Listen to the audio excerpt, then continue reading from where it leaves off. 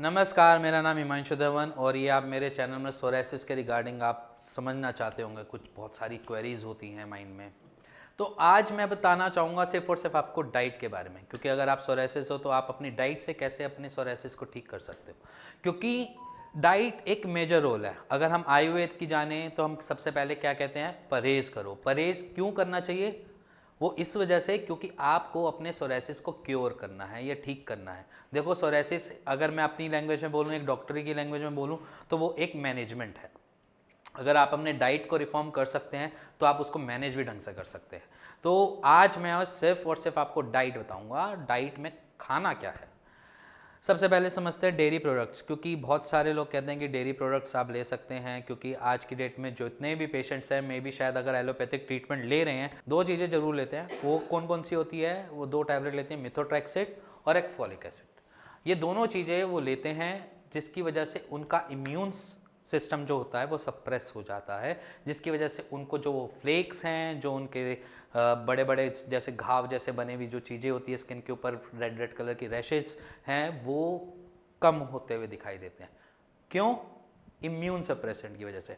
क्योंकि actually autoimmune disorder है। Autoimmune disorder क्या करता है? आपके इम्यून सिस्टम से ही खुद ही लड़ना चालू कर देता है। वहाँ पर आप ये दोनों चीज़ें खा लेते हैं, दो टैबलेट, और वो दो टैबलेट करती क्या है? वो इम्यून को सप्रेस कर देती हैं, जिसकी वजह से आपका इम्यून सिस्टम फाइट करना बंद कर देता है। जब वो फाइट करना बंद कर देता है तो वहाँ पर आपको लगता है कि यहाँ पर वो ठीक होती जा रही है चीज़, बट वो लॉन्ग टर्म के लिए क्या करता है? आपका किडनी फेलियर, और उसके साथ करता है आपको बहुत सारी और अदर दिक्कतें, जैसे कि आपको छोटी छोटी बीमारी लग जाती है, जुकाम जल्दी हो जाता है, खांसी जल्दी हो जाती है, बहुत सारी एलर्जी ऐसी नॉर्मल लग जाती है।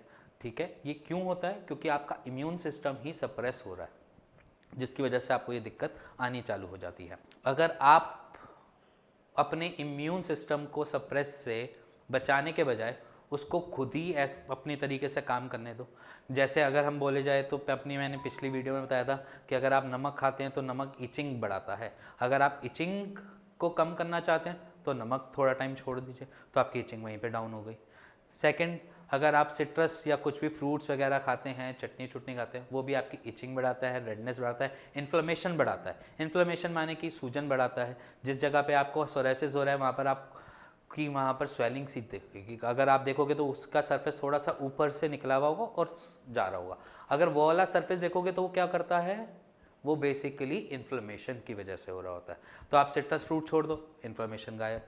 ठीक है। इसके बाद बहुत सारी अलग अलग मिथ्स हैं जो सोरेसिस के रिगार्डिंग है, कि आप डेयरी प्रोडक्ट्स नहीं खा सकते, आपको ये दिक्कत वो दिक्कत। हाँ, ये बिल्कुल बात सही भी है, क्योंकि डेयरी प्रोडक्ट्स में कुछ भी आप ऐसा लेते हैं, जैसे कि अगर आप पनीर खाते हैं तो पनीर हैवी टू डाइजेस्ट होता है, जिसकी वजह से आपको दिक्कत बढ़ सकती है।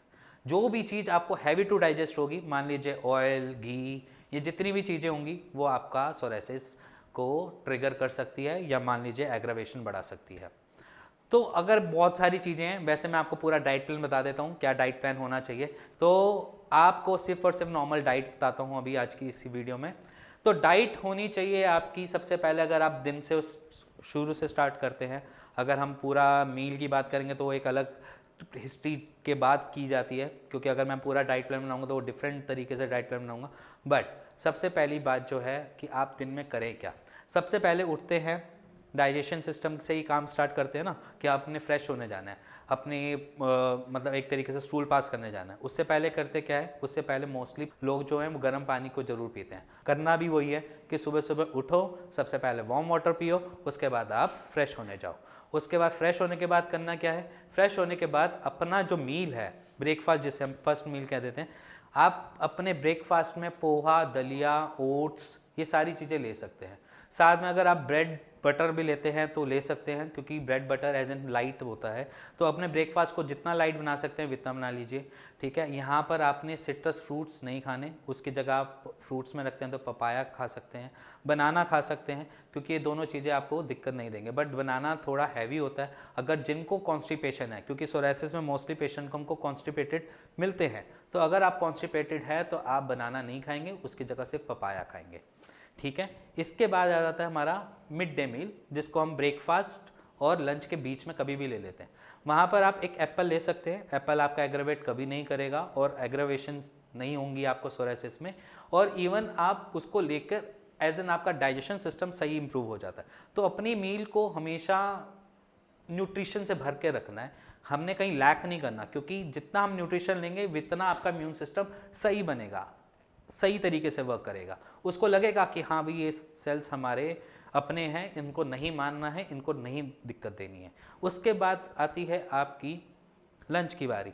लंच में आप कुछ भी ले सकते हैं, दाल रोटी खा सकते हैं, कोई दिक्कत नहीं है, दाल चावल भी ले सकते हैं, कोई दिक्कत नहीं है।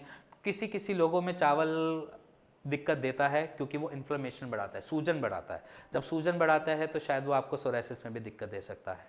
और चावल एक और चीज़ भी करते हैं, वो कॉन्स्टिपेटेड भी करते हैं। तो यहाँ पर आप कोशिश कीजिए कि ज़्यादा से ज़्यादा चपाती की तरफ टूवर्ड्स कर लीजिए, चावल को थोड़ा कम कर दीजिए। नॉनवेज आपने नहीं खाना है, नॉनवेज की कोई आइटम नहीं लेनी है। इसके साथ जो पनीर खाते हैं दोपहर के मील में, पनीर को अवॉइड कर दीजिए, ठीक है। और साथ में अगर आपको कुछ पसंद है, एज इन कुछ पसंद है, तो बिना सॉल्ट के, बिना किसी सौंठ के आप नॉर्मल छाछ पी सकते हैं। और सब्जी में आप बहुत सारी चीज़ें ले सकते हैं, एज इन ग्रीन वेजिटेबल सारी ले सकते हैं, बट आपने बैगन नहीं खाना, ठीक है। बैगन की तासीर गर्म होती है और गर्म तासीर से आपको दिक्कत बढ़ सकती है। तो हम कोशिश करते हैं कि सोरायसिस में ठंडी तासीर वाले खाना खा सके और जो आपके शरीर में जाके गर्माहट ना करे। फिर उसके बाद चलते हैं मिड डे में। उस टाइम आप स्नैक्स खाना पसंद करते हैं, क्योंकि सोरायसिस के पेशेंट हो, बहुत सारी चीज़ों पे तो लगाम लगा ही दी है, बट इस टाइम मैं आपको एक चीज़ खाने के लिए बोल देता हूँ कि आप मोमोज़ खा लेना, वीट वाले रादर देन मैदा। आप वीट वाले मोमोज़ खा सकते हो, नॉर्मल मार्केट में अब अवेलेबल है वीट वाले मोमोज़, तो आप उस टाइम ले सकते हो। बट उसके साथ वो जो चटनी मिलती है ना उनकी रेड वाली, वो मत लेना, क्योंकि वो स्पाइसी भी होगी और साथ में खट्टी भी होगी, जिसकी वजह से आपके सोरायसिस का एग्रेवेशन हो जाएगा। उसके साथ मेयोनीज ले लेना आप चाहे। फिर आ जाती है डिनर की बारी। बहुत सारे लोग जाते हैं डिनर के लिए, डिनर में बाहर जाकर नॉनवेज वगैरह भी खा लेते हैं। सोरायसिस के पेशेंट को नॉनवेज बिल्कुल अवॉइड करने के लिए बोलना, मतलब जो भी आपके फ्रेंड सर्कल में भी हों सोरायसिस के पेशेंट, उनको नॉनवेज के लिए कभी पुश मत करो, क्योंकि नॉनवेज क्या करेगा, उनको एग्रेवेट करेगा। क्योंकि एग्रेवेशन इस वजह से बढ़ेगा, एक तो उनको डाइजेस्ट करने में, उस चिकन या मटन या जो भी आप नॉनवेज में खाते हो उसको डाइजेस्ट करने में टाइम टेकिंग होगा। जब वो टाइम टेकिंग होगा ना, तो अपने आप ही आपकी इन्फ्लेमेशन जो होती है या खुजली या इचिंग वो बढ़ जाएगी। तो यहाँ पर आपने करना क्या है कि नॉनवेज को रात के मील में कभी खाना ही नहीं है। और सबसे बड़ी बात, क्योंकि रात के टाइम, शाम के टाइम हम पार्टीज़ वगैरह में भी जाते हैं, सब जाते हैं, तो जब आप पार्टीज़ वगैरह में जाते हैं तो वहाँ पर कभी अल्कोहल नहीं लेना। अल्कोहल लोगे तो वो एग्रेवेट करेगा, तो वहाँ पर उस टाइम पे ये दोनों चीज़ें बिल्कुल अवॉइड रहेगी। आपने नॉर्मल अपना प्लेन मील खाना है, जैसे नॉर्मल दोपहर का खाते हैं, नॉर्मल दाल खा सकते हैं। रात के टाइम अगर आप चावल खाते हैं तो चावल को अवॉइड करेंगे, क्योंकि चावल कॉन्स्टिपेशन भी करेगा, इन्फ्लेमेशन भी बढ़ाएगा। तो चावल को रात की मील से हटा देना है। वहाँ पर चपाती को इन्वॉल्व करो, चपाती को उसके अंदर लेकर खाएं। उसके अंदर आप सब्जी कोई भी खा सकते हैं, ग्रीन वेजिटेबल सारी खा सकते हैं, साथ में दालें जितनी मर्जी चाहो उतनी खा सकते हैं। बस अपनी सारी मील्स के अंदर एक कोशिश ज़रूर करना, नमक कम खाना, नमक बहुत कम खाना। और अगर आप नमक को बदल सकते हो, आई मीन टू से अगर नमक को आप चेंज कर सकते हो सेंधा नमक में, तो वो आपके लिए बहुत बेनिफिट देगा एज़ कम्पेयर टू देखा जाए तो अगर जो नमक नॉर्मल सॉल्ट खाते हैं। क्योंकि दो तरीके के सॉल्ट होते हैं, एक रॉक सॉल्ट और सी सॉल्ट। सी सॉल्ट से आपके एग्रेवेशन है, रॉक सॉल्ट से भी एग्रेवेशन है, बट इतने एग्रेवेशन नहीं है, जिसकी वजह से आपके एग्रेवेशन पे थोड़ी रोक लग सकती है। और ये तो हो गई रात की मील। सबसे पहली चीज़ जो मैं पूरी उसमें बताता आ रहा हूँ, पूरी अपनी इस डाइट प्लान में, कि आपने कॉन्स्टिपेशन नहीं करनी।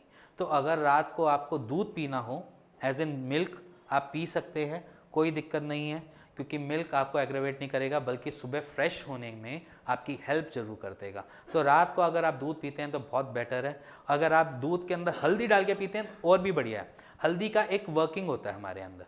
हल्दी करती क्या है कि हमारी हर इन्फ्लेमेशन को, हमारी हर इचिंग को ठीक करती है। वैसे ही अगर आप रात को दूध और हल्दी डाल के पीते हैं तो सुबह डाइजेशन सिस्टम सही मिलेगा और साथ साथ आपको थोड़ी राहत भी मिलेगी एज एन अपने सोरायसिस से। और अगर आपको ये वीडियो या मेरी बातें समझ आई हो तो please like share bell icon दबा दीजिएगा। Thank you and thank you very much. है।